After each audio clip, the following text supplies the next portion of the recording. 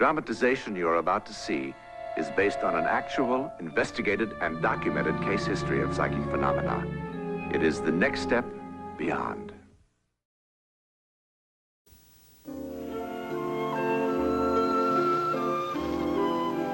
The human nervous system is an extremely complicated mechanism and quite unpredictable. Well? Paul Marlin's nerves, battered by the double blows of his wife's brutal murder and his arrest and trial for that crime, may never fully recover. At this moment, immediately after the long trial, which found him innocent, he is still in kind of an emotional limbo, still struggling to absorb the realities of all that has happened to him. I'm sorry, Hal. I'm just so bone weary I can't think of anything. Of course I'm relieved, and I'm very grateful. You're an excellent attorney. I was very lucky to have you. Easy to be good when your client's innocent. Still thinking about Julie? Yes, I am, Hal. I don't really know if it'll ever stop.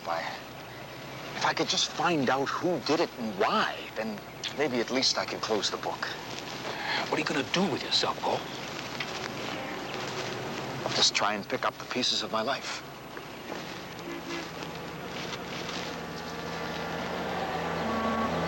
Pick up the pieces of his life. Not an easy task after what Paul Marlin has just been through. Putting them back together will prove to be even more difficult. He is, in fact, about to become part of an unearthly chain of events. So terrifying that could Paul know what lies ahead, he might well have chosen to have been found guilty.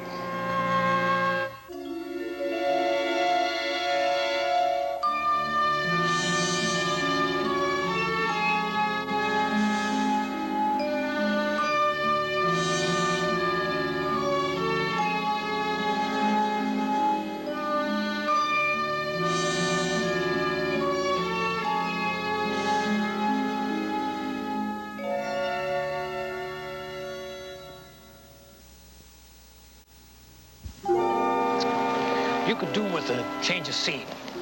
I suppose. An arrest, Paul. You really need a rest. You know that little resort town near Atterbury, for instance, Weyburn? That's a perfect place to get away from things and people for a while. Oh, Marlin. My paper would like to know how you feel about being let off scot-free. Being let off? Okay. Found not guilty. That's pretty silly, isn't it? How do you suppose he feels, Ferris? Counselor, why don't you let your client talk for himself? Well, as long as you've gone out of your way to twist and distort everything that I've said since my wife's murder, I don't see any point in trying to. How about you, Counselor? Or would you like me to print that you take the fifth, too? Or maybe you got something to say about the peculiar shortage of prosecution evidence and witnesses, or why you didn't allow the murdered woman's family to testify. Now, you know that her sister is the only family she has, and we did our very best to reach her. Sure you did. Look, communications in the backcountry of Australia, no specific address. Uh-huh. Her sister couldn't have made any possible contribution to the trial anyway. You know that for sure, without even asking her? Look, Ferris, why don't you go find someone else to pick on? Because I happen to believe that Paul Marlin killed his wife in cold blood for her money. And it just galls me to see him walking away scot-free. Paul!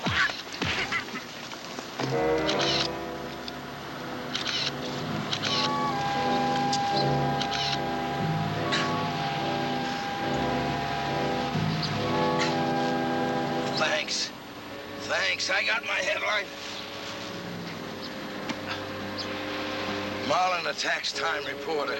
And the caption under the photo is going to say, minutes after being released on a murder charge for lack of evidence, Paul Marlin unleashes the vicious temper he denied having, all during the trial. Thanks.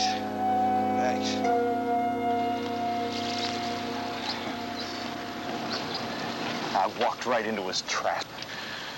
He knew your nerves were on the ragged edge, that you would only need one little push. The things he inferred about the trial, Hal, the way things were handled. Look, the DA's office knew that they didn't have much to go on. And by the time they found out that there was no real evidence against you, why, with all the newspapers beating the drums, getting the people worked up, they were publicly committed, had to go through the motions. But Ferris can't really believe that I killed Julie. Now, can he?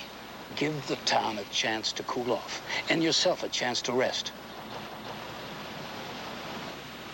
At my attorney's advice? That's your friend's advice, Paul. Advice noted and taken. I'll try a few days at whatever the name of that place is, Wayborn. But only a few days, Hal. I don't want it to look like I'm running away. When Biltmore said there probably wasn't a room left in town. Well, this is probably the last one. It is the height of the season. Well, it was stupid of me not to make reservations. It certainly was nice of the hotel to call you.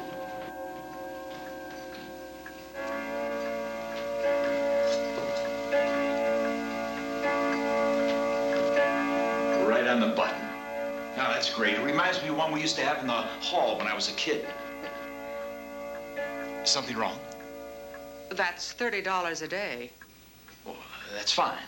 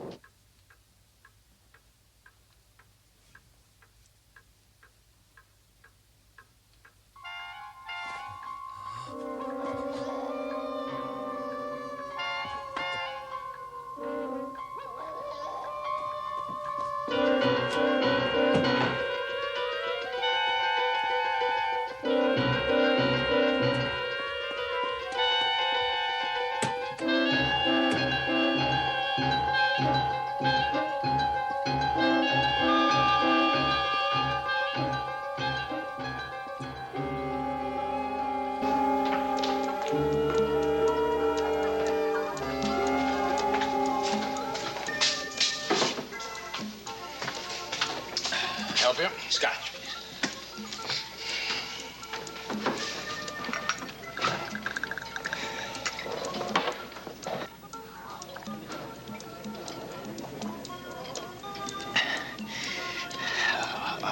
Another, a double, please.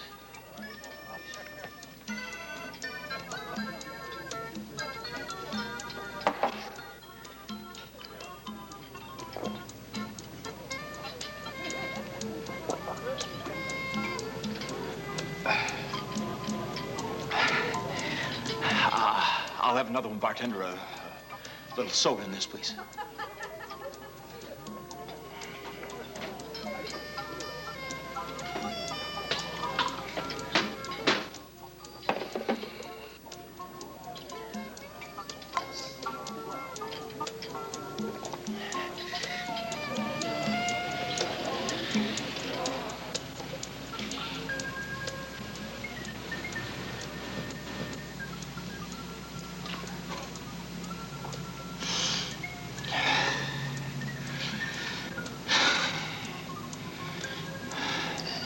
Come on, old buddy, you're falling down on the job.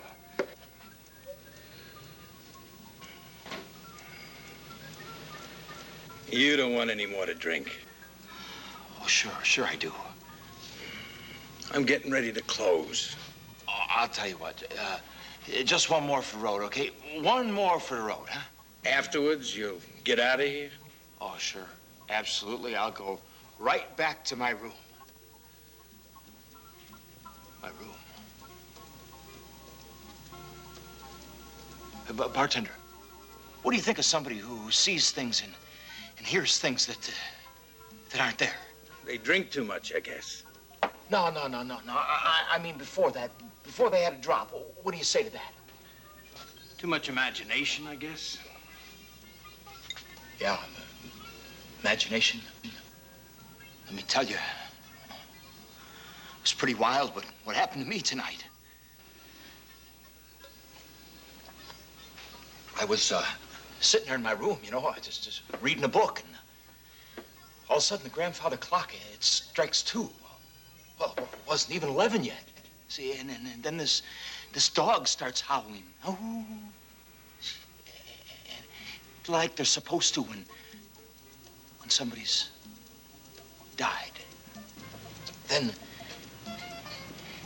all of a sudden there's a clap of lightning and a tremendous sound of thunder and a big wind just like before a storm, you know. Well, I run to the window and I open it up and there's nothing there, not a cloud in the sky. Then there's this woman in the mirror with a .38 in her hand. A woman, and then the lamp smashes and then the shots, 6 of them, one right after the other. Bang, bang, bang, bang, bang, just like that, point blank. I'd never seen that woman before. She looked kind of like my wife, my poor, dead, murdered wife. Only different. I wasn't dreaming. I was wide awake. How can you imagine all that?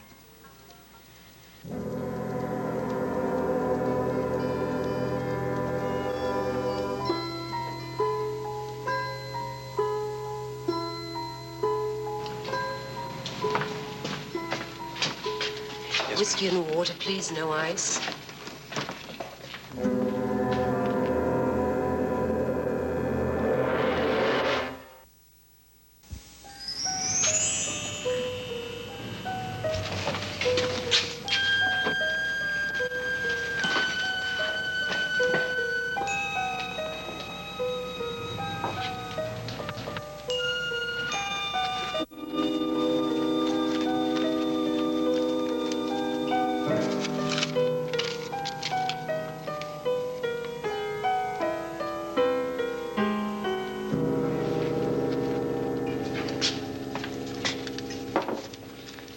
Chap down the bar, do you know him? Never saw him before.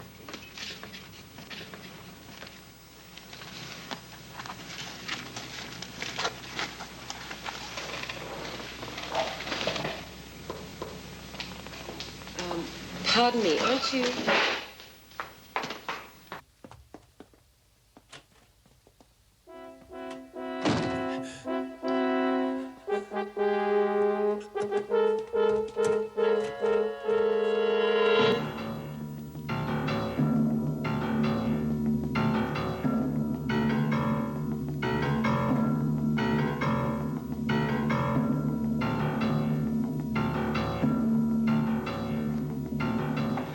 When's the next bus out of here?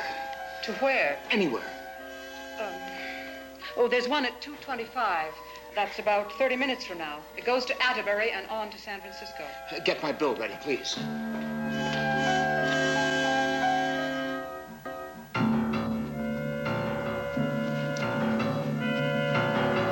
Paul, Who are you? Why are you following me? I'm Helen Wiley. You're Paul Marlin, aren't you?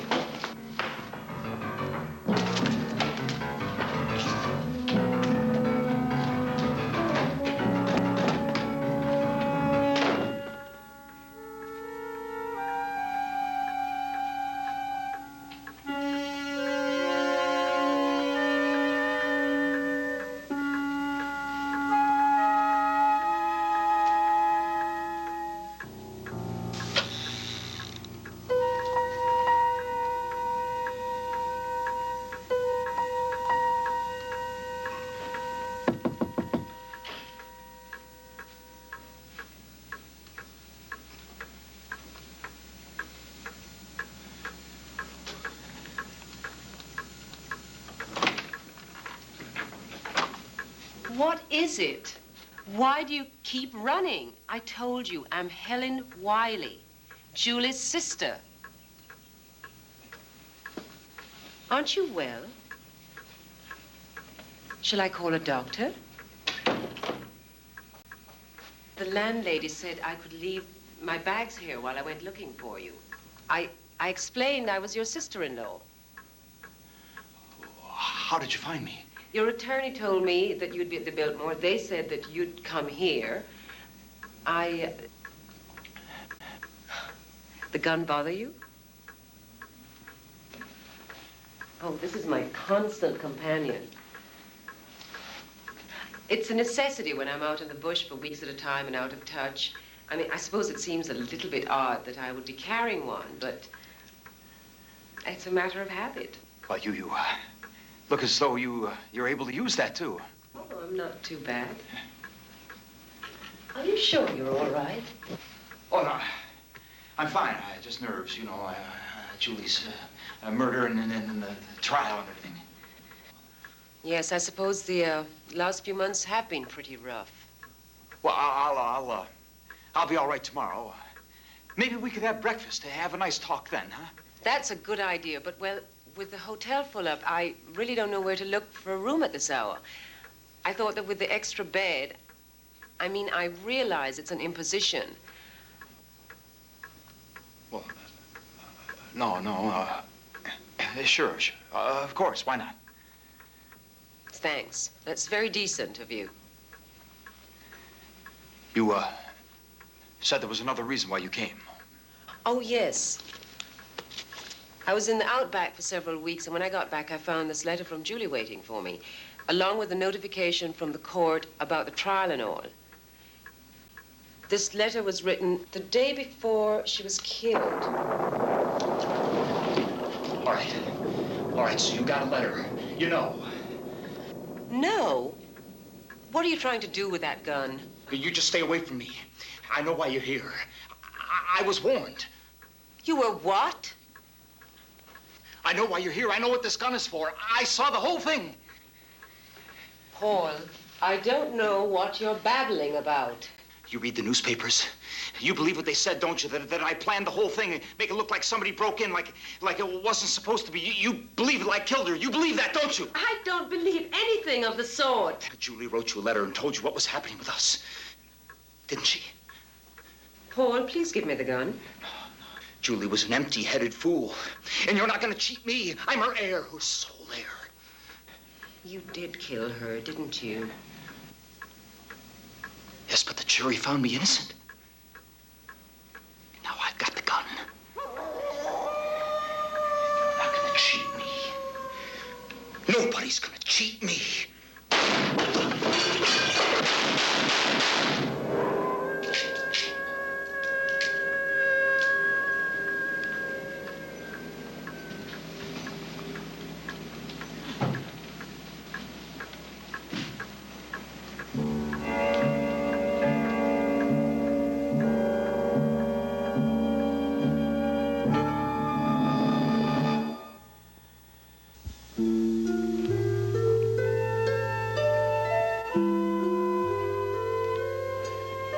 Paul Marlin's conscience somehow managed clairvoyantly to see into the future, to the sights and sounds of his own destruction, and then forced the circumstances that eventually destroyed him. For although he could never again be tried for the murder of his wife, justice moved swiftly to convict him of her sister's murder. This is the letter from Julie that Paul feared so much. Dear Helen, I find this very difficult to write. After a few short weeks, my marriage to Paul Marlin is breaking up. But the fault is not his. It's all mine. Therefore, I would like to arrange things so that Paul will have a substantial income from my holdings after I get a divorce. Paul's conscience was his own executioner.